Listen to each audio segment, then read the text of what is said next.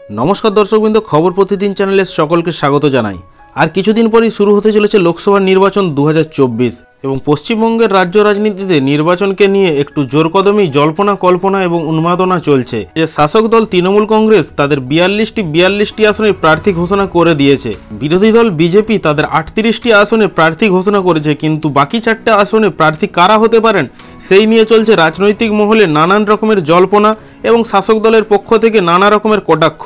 এবং সেই সমস্ত আসনগুলোতে রাজ্যের বিরোধী নেতারা ভোটের প্রচারও করতে পারছেন না প্রার্থী ঘোষণা না হওয়ার জন্য। আর এই সমস্ত আসনগুলোর মধ্যে রয়েছে এবার লোকসভা নির্বাচনের হট সিট ডায়মন্ড হারবার কেন্দ্র, আসানসোল লোকসভা কেন্দ্র, বীরভূম লোকসভা কেন্দ্র এবং ঝাড়গ্রাম লোকসভা কেন্দ্র। মোট এই 4টে আসনে বিজেপি ইতিমধ্যে তাদের প্রার্থী ঘোষণা করতে পারেননি, সেটা আপনারা প্রত্যেকেই জানেন। তো চলুন জেনে নেওয়া যাক কারা হতে পারেন এই 4টে আসনে বিজেপির সম্ভাব্য প্রার্থী এবং কারা লড়বেন শাসক দলের প্রার্থীদের বিরুদ্ধে। তাই ভিডিওটি সম্পূর্ণ শেষ পর্যন্ত দেখবেন, স্কিপ না করে। ভিডিও ভালো লাগলে ভিডিওতে একটি লাইক করে চ্যানেলটিকে সাবস্ক্রাইব করে রাখবেন পরবর্তী আপডেট যাতে মিস না হয়। তো দর্শকবৃন্দ, মোট 7 দফায় সারা ভারতবর্ষ জুড়ে লোকসভা নির্বাচন অনুষ্ঠিত হতে চলেছে এইবার, যার মধ্য থেকে চতুর্থ দফায় লোকসভা নির্বাচন অনুষ্ঠিত হবে বীরভূম লোকসভা কেন্দ্র এবং আসানসোল লোকসভা কেন্দ্রে। তাই ইতিমধ্যে এই দুটো লোকসভা কেন্দ্রে রাজ্যের বিরোধী দলের কোনো প্রার্থী না ঘোষণা হওয়ায় অনেকটাই দেরি হয়ে গিয়েছে বলে জানা যাচ্ছে রাজনৈতিক মহলে, কারণ এই সমস্ত লোকসভা কেন্দ্রগুলোতে কোনো ভোট প্রচারই হয়নি।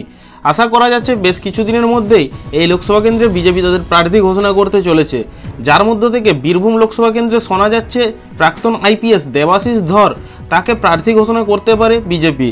এছাড়াও যদি ডায়মন্ড হারবার লোকসভার কথা বলি, তাহলে ডায়মন্ড হারবার লোকসভা কেন্দ্রে আশা করা যাচ্ছে যে বিজেপি একটু ধীরে চলো নীতি অবলম্বন করছে।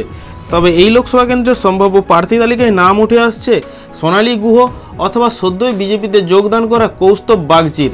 তবে কিছুদিন আগে এখানে সজল ঘোষ প্রার্থী হওয়ারও ইচ্ছা প্রকাশ করেন। তবে জানা যাচ্ছে যে উপনির্বাচনে তাকে প্রার্থী ঘোষণা করেছে বরাহনগর কেন্দ্র থেকে বিজেপি পার্টি। এর পরবর্তীতে যদি ঝাড়গ্রাম লোকসভা কেন্দ্রের কথা আলোচনা করি, তাহলে ঝাড়গ্রাম লোকসভা কেন্দ্রেও বিজেপি এখনও প্রার্থী ঘোষণা করেনি। তবে বিজেপির সম্ভাব্য প্রার্থী হতে পারেন প্রণব টুডু। যতদূর শোনা যাচ্ছে তৃণমূল কংগ্রেস প্রার্থী কালীপদ সরেনের বিরুদ্ধে প্রতিদ্বন্দ্বিতা করবেন এই লোকসভা আসন থেকে প্রণব টুডু।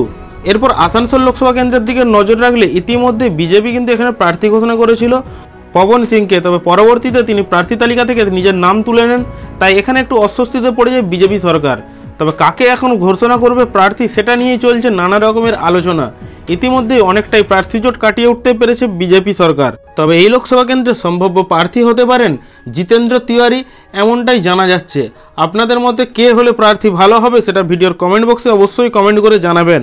আর এইবারের আসন্ন লোকসভা নির্বাচনে বিজেপি কি পারবে 22টার বেশি সিট জিততে, সেটাও ভিডিওর কমেন্ট বক্সে অবশ্যই কমেন্ট করে জানাবেন। তো দর্শকবৃন্দ, এই ছিল বাকি 4টে আসনের বিজেপির সম্ভাব্য প্রার্থী তালিকার প্রার্থীদের নাম।